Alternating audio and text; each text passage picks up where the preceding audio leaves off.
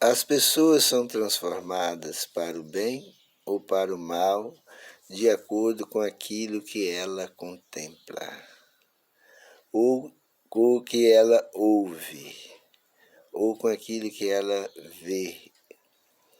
Há pessoas que misturam com certos tipos de pessoas, recebem uma lavagem cerebral que se transforma totalmente. Então, pelo que a gente contempla, pelo que a gente ouve, há sim uma mudança na mente da gente. É o meio que Deus deixou, né? A audição e a visão são coisas que transformam a vida da gente. Então, sabendo disso, é fácil.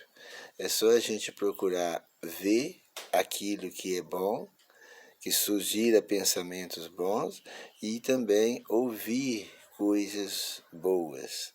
Evitar também as más companhias e também as más conversações, porque as más conversações, ela corrompe os bons costumes. Tanto para o lado negativo como para o lado positivo, há transformações na mente pelo que contemplamos. Então a gente é que escolhe, né? Nós não temos o poder de mudar a nossa mente, porque é uma coisa que não tem como nós fazer, mas nós podemos usar os métodos criados por Deus para que haja uma transformação. E qual o método? Os dois métodos, tem vários, mas nós vamos citar apenas dois: o contemplar e o ouvir. As pessoas que contemplam as coisas boas, elas vão ter uma mente sadia, uma mente pura. E as pessoas que contemplam coisas más, vai ter também uma mente má, poluída. A gente vê pelo que as pessoas gostam de ver, né? O apóstolo João era considerado o filho do trovão antes de conhecer Jesus. Por que filho do trovão? Porque o João era uma pessoa explosiva, estourado, igual um trovão. Mesmo quando o Senhor Jesus, quando aqueles homens rejeitaram Jesus, e ele que estava passando lá, o João perguntou: Senhor, quer que nós pede que desça fogo do céu e consuma essas pessoas? Jesus falou: não, pode fazer isso não. Então João já era aquele homem vingativo, explosivo, mas ao contemplar o Senhor Jesus, ele, de filho do trovão, ele passou a ser considerado o discípulo do amor. Porque João era uma pessoa muito sensível, e ele amava muito a Jesus, e ele gostava de ficar mais perto de Jesus. De todos os 12, João era o que mais perto vivia de Jesus. É o que mais contemplava o rosto de Jesus. É o que mais falava com Jesus. E aquelas coisas imprimiu na mente de João o caráter de Jesus. E João se tornou o discípulo do amor. De todos os 12, o que foi mais privilegiado foi João, considerado. Portanto, quando ele escrevia as cartas dele, ele dizia: filhinhos, filhinhos, porque aquele ali ele aprendeu de Jesus. A mente dele aprendeu a falar aquilo naturalmente. Não era forçado, era uma coisa espontânea, porque o amor estava dentro do coração dele. Então ele falava aquilo porque ele tinha realmente aprendido de Jesus. Então, para nós hoje sair vitorioso, nós temos que aprender também a fazer isso aí. Evitar de ver essas coisas, contemplar muitas coisas, principalmente na internet e em outros lugares.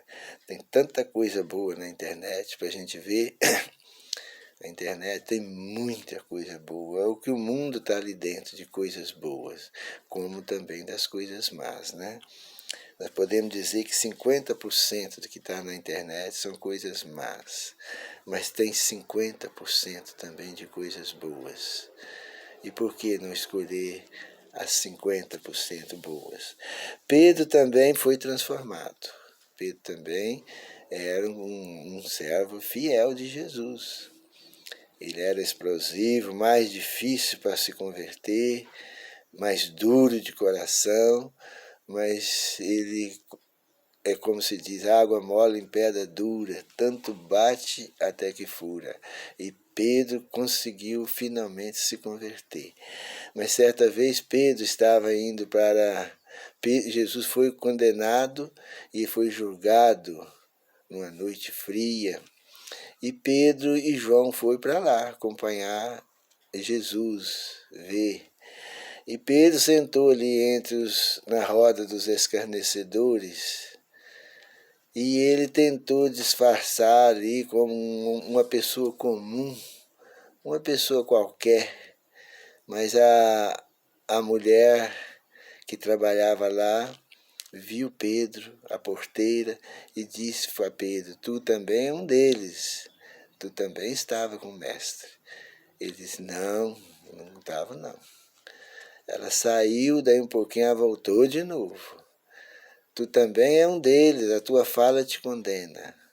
Você parece com ele, o seu jeito é o mesmo do dele, o tom da sua voz, você é um cristão também, você é seguidor de Jesus. Aí ele ficou enfurecido, porque na verdade Pedro não era 100% convertido. Ele estava com medo também, porque naquele meio ali, só no meio dos inimigos, no meio dos escarnecedores, ali estavam os escarnecedores de Jesus.